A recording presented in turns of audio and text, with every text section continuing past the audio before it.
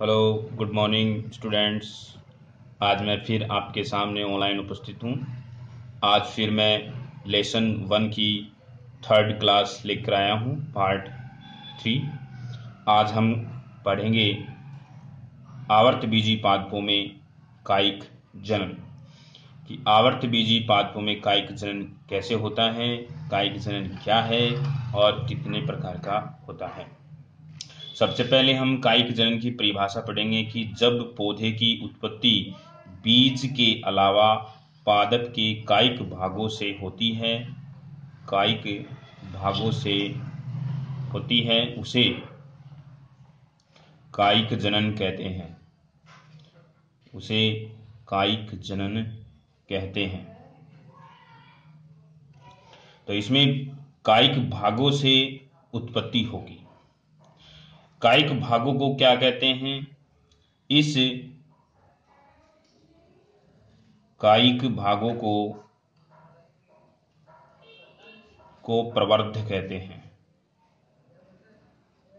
प्रवर्ध अंग्रेजी में इसको बोलते हैं प्रोपेग्यूल कहते हैं। तो ये इम्पोर्टेंट है, इसके बारे में बोर्ड परीक्षा के अंदर मुख्य परीक्षा में परिभाषा पूछी जाती है कि प्रवर्ध किसे कहते हैं। तो प्रवर्ध की परिभाषा हम लिखेंगे, कायिक जनन में भाग लेने वाले कायिक भागों को प्रवर्ध कहते हैं। ये कायिक भाग होते क्या हैं, कायिक भागों के उदाहरण क्या हैं? तो जो पादप के कायिक भाग होते हैं वो निम्न हैं। कायिक भाग जैसे जड़ है, जैसे तना है, जैसे पत्ती है, और कुछ पादपों के कुछ जननांग हैं। जब कोई सेक्स ऑर्गन या लैंगिक जननांग लैंगिक जनन जब किसी दूसरी संरचना में रूपांतरित हो जाता है तो वो एक जननांग संरचना बनाती है। ये सभी भाग प्रवर्ध कहलाते हैं। तो हम प्रवर्ध के उदाहरण भी समझ सकते हैं कि पादप के प्रवर्ध भाग कौन कौन से होते हैं। जड़ होता है, तना, पत्ती और जननांग होता है। अब हम देखेंगे कि कायिक जनन के प्रकार क्या हैं। कायिक जनन के प्रकार, कायिक जनन के प्रकार देखिए, कायिक जनन जो है वो 2 प्रकार का होता है। कायिक जनन 2 प्रकार का होता है। एक प्राकृतिक अवस्था में होता है, इसलिए उसको बोलते हैं प्राकृतिक कायिक जनन। प्राकृतिक कायिक जनन। दूसरा मानव द्वारा निर्मित विधियों द्वारा होता है, इसलिए उसे हम बोलते हैं कृत्रिम कायिक जनन। कृत्रिम कायिक जनन। सबसे पहले हम प्राकृतिक कायिक जनन के बारे में पढ़ेंगे। प्राकृतिक कायिक जनन कि प्राकृतिक कायिक जनन क्या होता है। देखिए, इसके नाम से ही पता है, प्राकृतिक यानी प्रकृति की जो अनुकूल परिस्थिति जब किसी कायिक भाग को मिलती है तो एक नया पादप बनता है। जैसे पादप के कायिक भाग कौन कौन से हमें पता है। जड़ है, तना है, पत्ती है और जननांग है। जब इन कायिक भागों को प्राकृतिक अनुकूल परिस्थिति मिलती है, अनुकूल परिस्थिति का अर्थ है वर्षा यानी जल, मिट्टी, खाद आदि अगर मिलती हैं तो इस कायिक भागों से एक नया पादप बन जाता है। एक नया पादप बन जाता है। इसी क्रिया को बोलते हैं प्राकृतिक कायिक जनन। तो हम परिभाषा के रूप में किस प्रकार से इसको लिखेंगे? इसकी परिभाषा अगर हम लिखना चाहें तो पौधे के पौधे के विभिन्न कायिक भाग, विभिन्न कायिक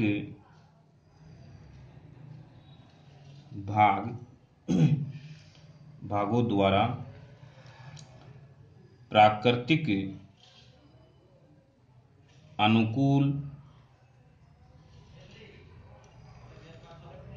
परिस्थिति में नए पादप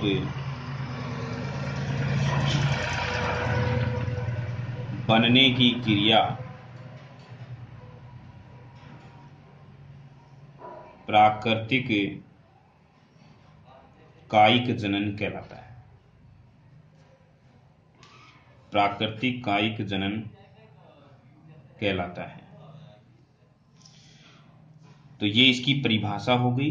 तो कायिक भाग कब? प्राकृतिक अनुकूल परिस्थिति में एक नया पादप बनाएगा तो उसे हम बोलेंगे प्राकृतिक कायिक जनन। इसके प्रकार क्या हैं? इसके प्रकार कायिक भागों के आधार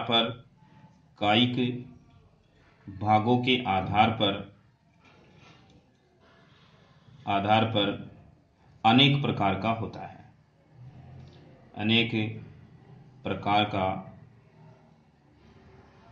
होता है।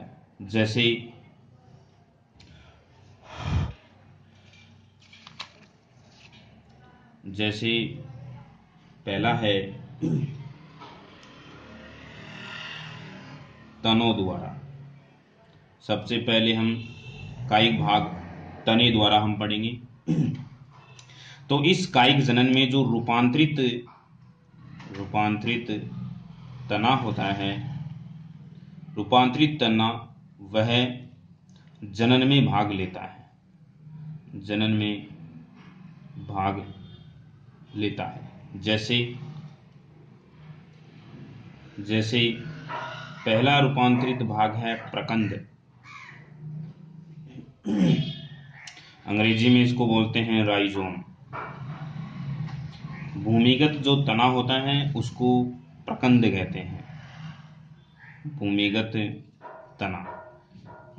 तना क्या कहलाता है? प्रकंद कहलाता है।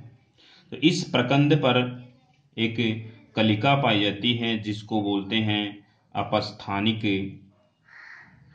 कलिका। इस अपस्थानिक कलिका से एक नया पादप बन जाता है। इस प्रकंद के उदाहरण हैं, जैसे प्रकंद के उदाहरण जैसे अदरक है। अदरक का वानस्पतिक नाम अगर हम देखें तो ये होता है जिंजीबर ऑफिसिनेल। जिंजीबर ऑफिसिनेल इसका वानस्पतिक नाम होता है। जैसे हम अदरक की अगर हम संरचना बनाएं तो इस प्रकार से अदरक होता है। इस अदरक पर ये पर्व संधि होती हैं और इस पर्व संधि पर सल्की पर्ण पाई जाती है। ऐसे सल्की पर्ण पाई जाती है अदरक के ऊपर। इस प्रकार से इस पर सल्की पर्ण पाई जाती हैं। ये होती है सल्की पर्ण, जिसको अंग्रेजी में बोलते हैं स्केली लीव्स। इसको बोलते हैं पर्व संधि। पर्व संधि को अंग्रेजी में बोलते हैं नोड। अब इस पर्व संधि पर एक छोटी सी कलिका बन जाती है जिसको बड बोलते हैं कलिका, और इसी कलिका को हम पृथक करके जब अंकुरित करते हैं तो एक नया पादप बन जाता है। दूसरा टाइप है रूपांतरित तने में, जैसे कंद। रूपांतरित तना है कंद अंग्रेजी में बोलते हैं ट्यूबर। ट्यूबर का उदाहरण जैसे है आलू। आलू का वानस्पतिक नाम है सोलेनम ट्यूबेरोसम। सोलेनम ट्यूबेरोसम में ये आलू होता है। आलू पर इस प्रकार से डॉट पाई जाती हैं जिसको बोलते हैं कलिका। इस कलिका के ऊपर ही हम देखते हैं कि अंकुरित होकर के और पत्तियां निकल जाती हैं। इस भाग को जब हम काट करके उगाते हैं, इसको जब मिट्टी में दबा देते हैं तो मिट्टी में दबाने से एक वापस नया पादप बन जाता है, नया पादप बन जाता है। तीसरा रूपांतरित भाग है शल्ककंद। शल्ककंद बल्ब, इसको अंग्रेजी में बोलते हैं बल्ब। शल्ककंद का उदाहरण जैसे है लहसुन।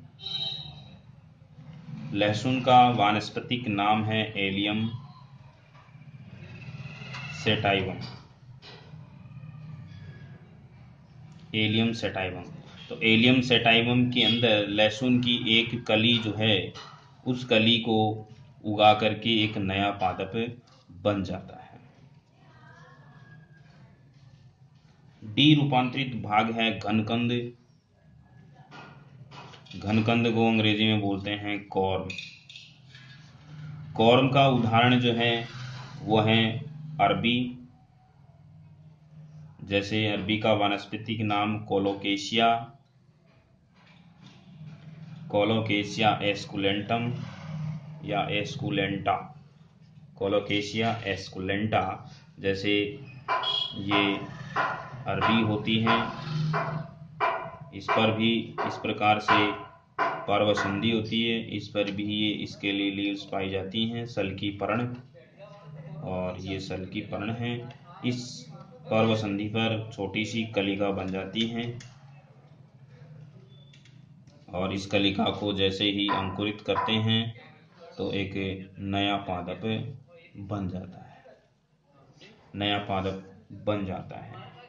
इसी प्रकार और अन्य रूपांतरित भाग हैं, जैसे ऊपरी भूस्थारी। ऊपरी भूस्थारी, इसको अंग्रेजी में बोलते हैं रनर। इसका उदाहरण है घास। घास, दूब घास, जैसे साइनोडोन, डेक्टाइलोन। नेक्स्ट रूपांतरित भाग है अंतःभूस्थारी।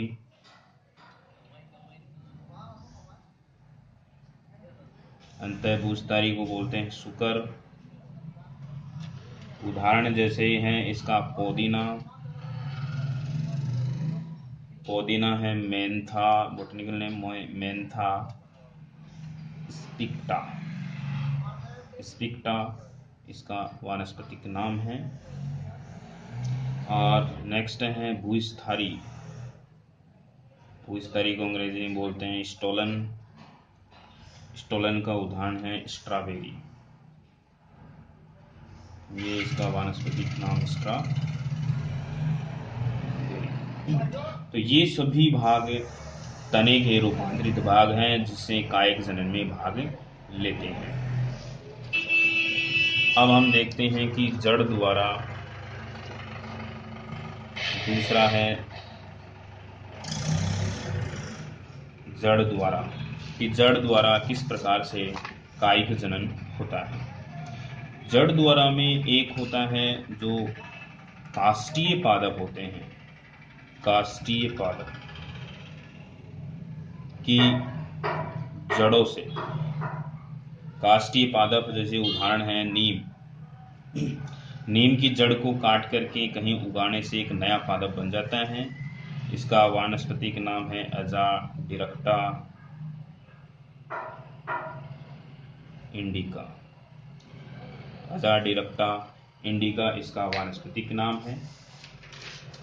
दूसरा इसका उदाहरण है जैसे शीशम। शीशम जैसे डलबर्जिया, डलबर्जिया शीशो। तलवर्जिया शीशो इसका उदाहरण है। नेक्स्ट, कुछ ऐसी भी जड़ें पाई जाती हैं जिसमें कंदील मूल पाए जाते हैं। कंदील मूल, कंदील मूल में क्या होती है, जो जड़ें होती हैं वो फूल जाती हैं और फूल करके मोटी हो जाती हैं। इस प्रकार से इसकी जड़ें जो हैं वो फूल जाती हैं और इनको बोलते हैं कंदील, इनको कंदील बोलते हैं। तो इस कंदील जड़ों से भी नया पादप बन जाता है। कंदील मूल कौन से पादप में पाई जाती है, उसका उदाहरण है जैसे शकरकंद, शकरकंद। शकरकंद का वानस्पतिक नाम है आइपोमिया, आइपोमिया बटाटा, आइपोमिया बटाटा। और डहेलिया पादप में भी पाया जाता है, dahlia, dahlia piñata, dahlia piñata में भी पाया जाता है।